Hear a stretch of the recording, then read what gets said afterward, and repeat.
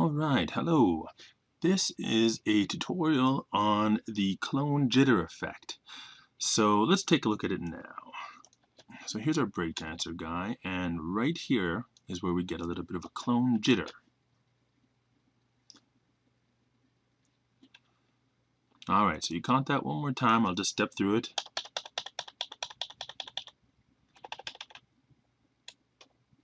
So it gives it a whole different kind of feel for it.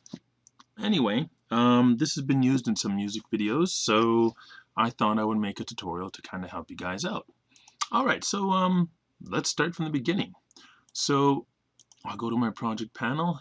I start with my clip.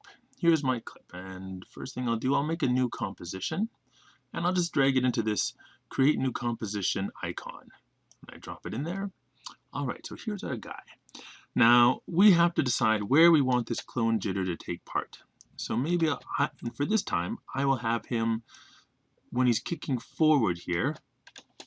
That's where I'll get it to kind of clone jitter forwards. Yeah, I'll get it to clone jitter forwards. So I'll start the clone right about here. Alright, so that I choose my starting point, where I want it to clone. Now I double click on, oops, wrong one. I'm just going to close that first one. I don't want to use that. Oops. Sorry guys, I grabbed the layer, I grabbed the pre-comp and not the clip. There, I should just have a layer file. Getting back, right here, right there, where he starts to kick forward. Okay, I double click on the layer. That's the first step. Step 2, I choose this Roto Brush tool. Alright. Now, what I want to do is I just want to, using my mouse with this green color, I can just select my character.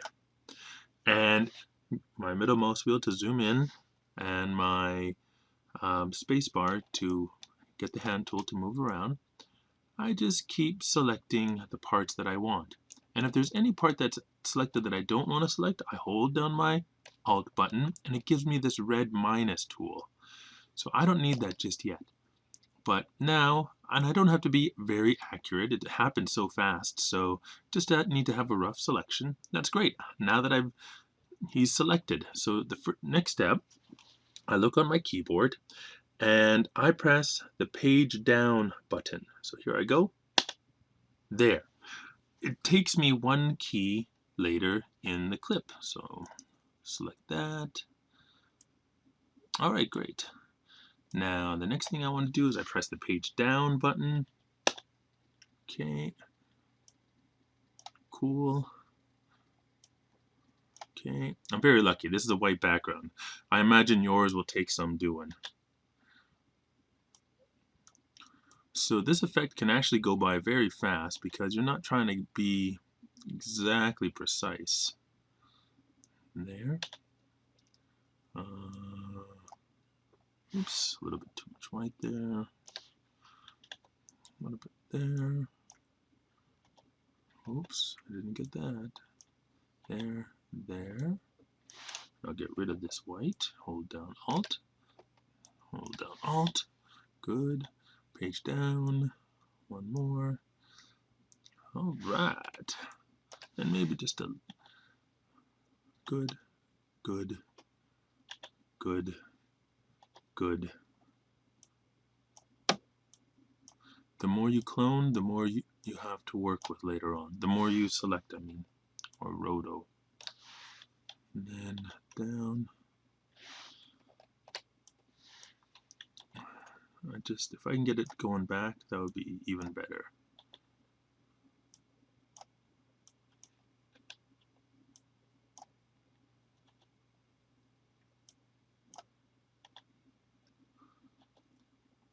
Okay, we're doing well. Almost there. Boom. Actually, maybe one more frame. Yeah.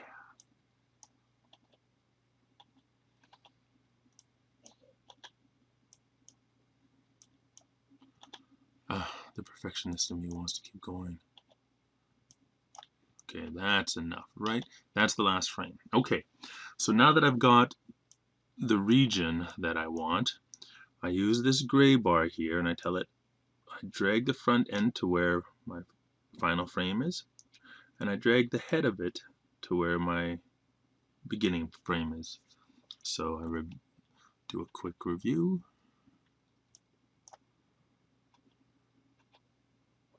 E, e, e, e, e. I mean, a rough selection, but that's rough. That's next level. Okay, good enough for now.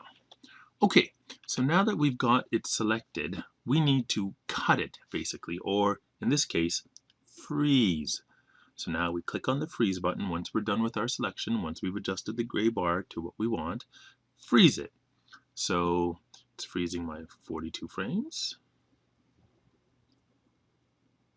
All right, cool.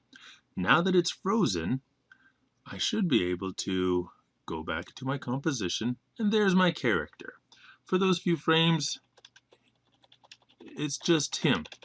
Now, obviously I don't want that, so what I want to do next, now that that work has been done, highlight the layer and I press Control or Command on a Mac, D. So that's made 2 duplicate layers. Now I want to see the background, so take a look here. This is the roto brush on the top layer. If I take it off, you see the white background. I want to go and select the bottom layer and then take off the roto brush of this bottom layer. So I press delete. All right, we're doing great. This might be a good time for you to file save it. I'll do that later.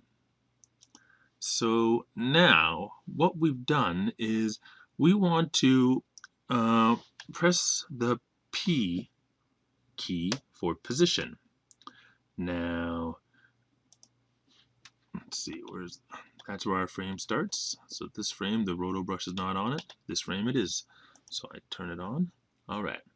I press what I just did there. If I turn off the visibility of the bottom layer, where there's no roto brush effect anymore, I should be able to see just a black background. If you don't see that, you might not be in the composition panel. You might be in the layer panel still. So just check that out or ask me for help. Anyway, now that this position button has been turned on, I'm going to animate it. Step 1, click on the position button. Step 2, click on your selection tool. Step 3, move him to the left. There we go. Step 4, press the page down button. Move him a little bit over. Next, page down, a little bit over more, a little bit over more, a little bit over more, over more, more, more, more. And then back, back, back, back, back, back, back, back. Boom. Then back. And then next one should be done. Oh, I was wrong. Oops. I move him over there.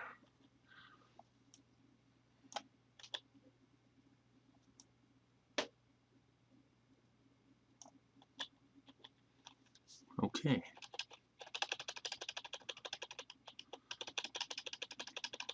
I'm trying to create some kinetic energy with this clone jitter effect, and 1 is not bad. So, get this. Now that we've made 1 kind of work, where we have a little bit of a clone, let's hold down Control or Command on a Mac and press D to duplicate it. That's step 1. Go to the first keyframe,